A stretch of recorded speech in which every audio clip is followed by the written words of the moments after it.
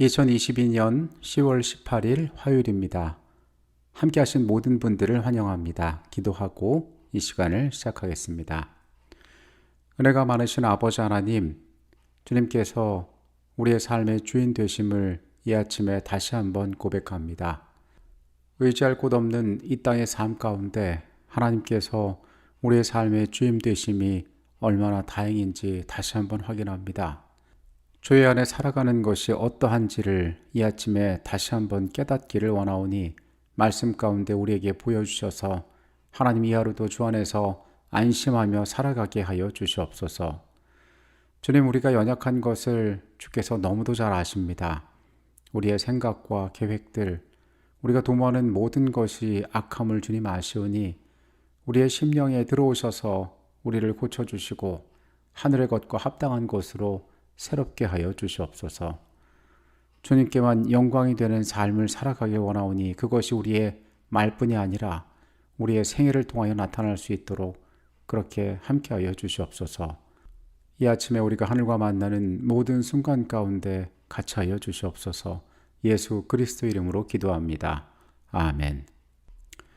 한 방송국에서 남극을 방문하여 그곳에서 펭귄을 주제로 다큐멘터리 시리즈를 제작하고 있었습니다. 자연은 때로 눈부시게 아름답지만 잔인한 곳이기도 합니다. 펭귄들이 봄의 산란을 위하여 그들의 정해진 둥지에서 알을 낳고 새끼를 기를 때에 남극의 도둑갈매기들이 접근하여 펭귄의 알과 새끼를 노리는 장면을 촬영할 때였습니다. 어미들은 최선을 다하여 알과 새끼를 보호하려고 하지만은 이것을 노리는 갈매기들도 그에 못지않게 자신들의 생존을 위하여 치밀한 노력들을 기울이고 있었습니다. 눈앞에서 알을 빼앗기고 새끼를 잃고 그 새끼가 갈매기에게 잡아먹히는 광경을 바라보는 것은 다큐멘터리를 촬영하는 사람들에게도 쉽지 않은 일이었다고 합니다. 그런데 이 촬영의 과정 이전에 그들에게 중요한 원칙이 한 가지가 있었으니 그것은 어떤 모양으로도 자연에 개입하지 않는다는 것이었습니다. 생명이 태어나는 것도 그것을 노려서 잡아먹는 것도 모든 것이 자연의 일부이기 때문에 우리는 지켜볼 뿐 그것에 최대한 접촉하지 않는다는 것이 다큐멘터리를 만드는 팀의 원칙이었습니다. 그런데 촬영을 이어가던 어느 날 무리에서 떨어져 위험에 빠진 새끼 펭귄이 촬영을 하고 있던 카메라 감독의 다리 밑으로 숨는 사건이 일어났습니다. 얼마나 급했으면 얼마나 절실했으면은 그 새끼 펭귄이 낯선 사람의 다리 밑으로 숨었을지 우리가 상상해 볼 수가 있습니다. 펭귄이 자신의 다리 밑으로 숨어들었을 때 이 촬영 감독은 촬영의 중요한 원칙들을 알고 있었지만 그 순간 그 펭귄을 너무 도와주고 싶었다라고 이야기했습니다. 인간은 참으로 특이한 것이 세상에 생명을 얻고 태어난 후에 오랜 기간 동안 누군가의 돌봄이 있어야만 성장할 수 있는 존재라는 것입니다. 첫 걸음을 떼는 것도 한 사회의 구성원으로서 자신의 몫을 감당하는 것도 오랜 시간이 걸리는 것이 인간입니다. 그래서 어떤 누구도 내 스스로의 힘으로 이 세상에서 살았다라고 고백할 수 없는 존재가 사람이라고 이야기하는 경우들도 있습니다. 정도와 환경의 차이는 있지만은 사람은 누구나 혼자의 힘으로 살아가지 않습니다. 그런데 거기에 또 중요한 것 한 가지는 이러한 도움들이 모두에게 영원하지는 않다는 것입니다. 심지어 아주 가까운 사람이나 가족이라 할지라도 그들이 도와줄 수 있는 한계가 존재한다는 것은 분명한 것입니다. 그래서 이 땅의 모든 사람들은 공포를 갖고 살아갑니다. 내가 내 힘으로 해결할 수 없는 것들, 그것들을 누군가가 나를 도와줄 수 없다면 그때 나는 어떻게 될 것인가? 이러한 불안은 창세 이후 불완전한 세상에 살아가던 모든 인류에게 늘 있어 왔습니다. 오늘의 주제는 땅의 깊은 곳에서입니다. 시편 71편의 말씀입니다. 여호와여, 내가 주께 피하오니 내가 영원히 수치를 당하게 하지 마소서.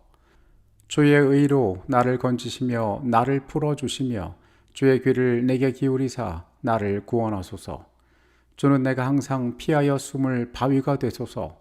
주께서 나를 구원하라 명령하셨으니 이는 주께서 나의 반석이시오 나의 요새이심이니이다. 나의 하나님이여 나를 악인의 손 곧 불의한 자와 흉악한 자의 장중에서 피하게 하소서. 주 여호와여 주는 나의 소망이시오 내가 어릴 때부터 신뢰한 이시라. 내가 모태에서부터 주를 의지하였으며 나의 어머니의 배에서부터 주께서 나를 택하셨사오니 나는 항상 주를 찬송하리이다.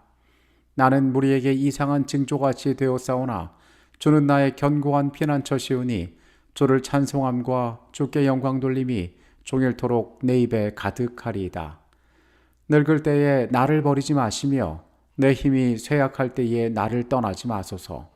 내 원수들이 내게 대하여 말하며 내 영혼을 엿보는 자들이 서로 꾀하여 이르기를 하나님이 그를 버리셨은즉 따라 잡으라 건질 자가 없도다 하오니 하나님이여 나를 멀리하지 마소서.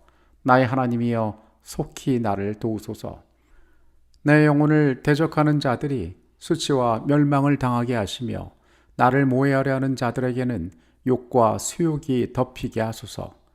나는 항상 소망을 품고 주를 더욱더욱 찬송하리이다. 내가 측량할 수 없는 주의 공의와 구원을 내 입으로 종일 전하리이다. 내가 주 여호와의 능하신 행적을 가지고 오겠사오며 주의 공의만 전하겠나이다. 하나님이여 나를 어려서부터 교훈하셨으므로 내가 지금까지 주의 기이한 일들을 전하였나이다. 하나님이여 내가 늙어 백발이 될 때에도 나를 버리지 마시며 내가 주의 힘을 후대에 전하고 주의 능력을 장래의 모든 사람에게 전하기까지 나를 버리지 마소서. 하나님이여 주의 의가 또한 지극히 높으시니이다. 하나님이여 주께서 큰일을 행하셨사오니 누가 주와 같으리이까. 우리에게 여러 가지 심한 고난을 보이신 주께서 우리를 다시 살리시며 땅 깊은 곳에서 다시 이끌어 올리시리이다. 나를 더욱 창대하게 하시고 돌이키사 나를 위로하소서. 나의 하나님이여 내가 또 비파로 주를 찬양하며 주의 성실을 찬양하리이다.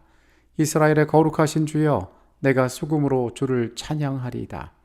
내가 주를 찬양할 때에 나의 입술이 기뻐 외치며 주께서 속량하신 내 영혼이 즐거워하리이다.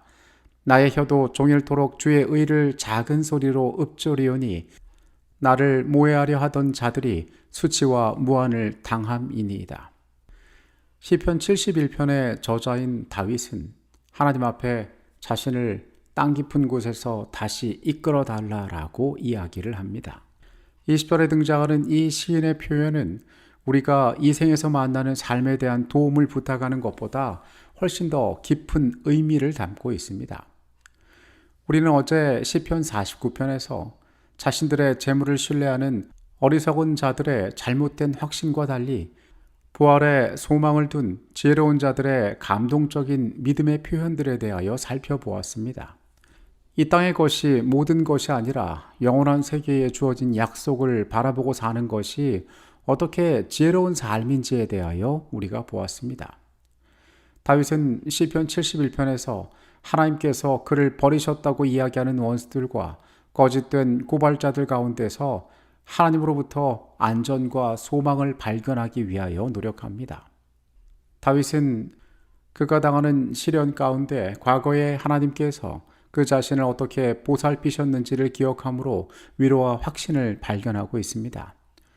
먼저 그는 자신이 태어날 때부터 하나님께서 그를 택하셨으며 어머니의 배에서 세상으로 생명으로 나도록 인도하셨음을 깨닫는다라고 고백합니다.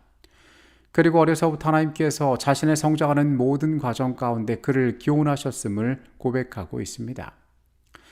그는 하나님께서 자신의 반석이 되심을 그리고 위험으로부터 보호하는 요새가 되심을 확신하며 그 하나님께 구합니다.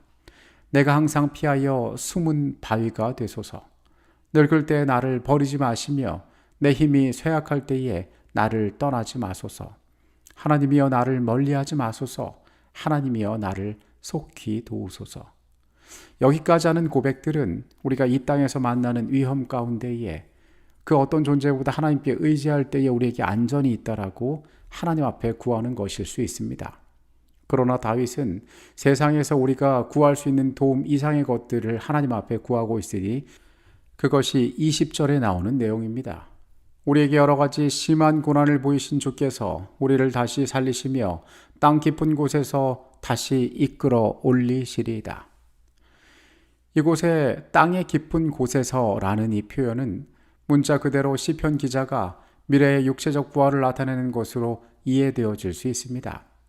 하지만 문맥상 이 표현이 마치 땅이 그를 집어삼키고 있는 것과 같은 깊은 절망에 빠진 다윗의 상태를 은유적으로 묘사하고 있는 것처럼 보입니다. 앤드루스 성경주석은 이 표현에 대해서 비유적이긴 하지만 육체적 부활을 나타내 보여주는 것이라고 설명하고 있습니다. 결국 여기서 우리가 중요하게 바라볼 것은 어떤 상황에 우리가 놓여 있든지 그곳에는 하나님께서 함께 계시며 하나님께서 우리를 보살피고 계신다는 중요한 사실을 우리가 믿는 것입니다. 시인은 사람들이 자신을 향하여 하는 말, 너희 하나님께서 너를 돕기에 충분치 않으시다는 말에 대하여 하나님 앞에 탄원하고 있습니다. 주님, 나의 삶의 순간들에 함께하여 주시옵소서. 나를 구원하여 주시옵소서. 그리고 이 소망은 이 세상의 것에 머물지 않습니다. 그 소망은 이 땅의 것을 넘어서서 영원한 시간을 통하여 하나님께서 우리의 도움이 되실 것임을 이야기하고 있습니다. 마찬가지로 우리의 소망은 이 땅에서의 삶에만 있는 것이 아니라 예수께서 다시 재림하실 때에 부활하여 얻게 될 영원한 생명 가운데 있음을 알아야 할 것입니다. 여러분은 이 땅의 삶을 살아가시면서 어떠한 도움에 의지하며 살아가고 계십니까?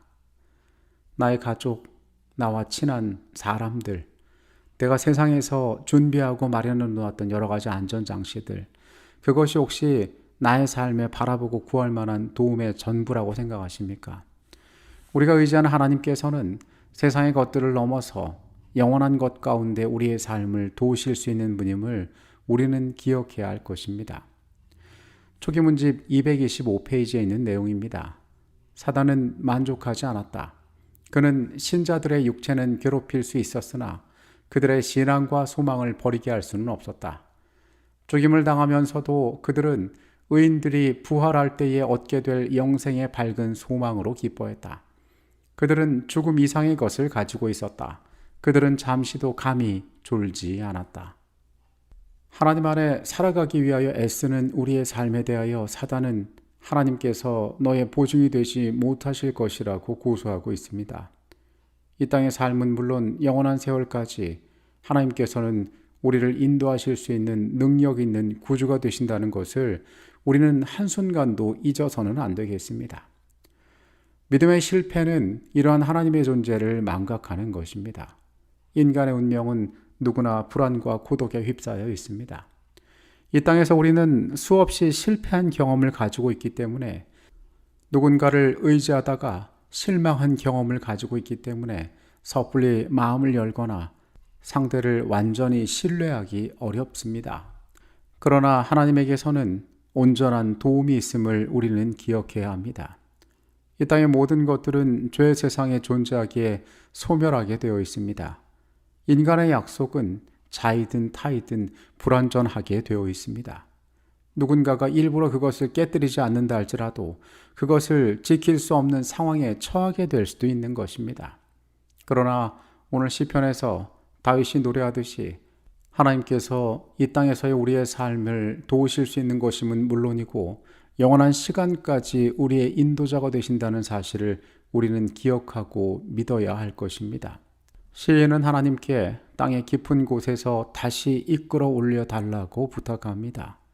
우리도 그 소망과 그 부활의 약속 가운데 있음을 오늘 다시 확인합니다.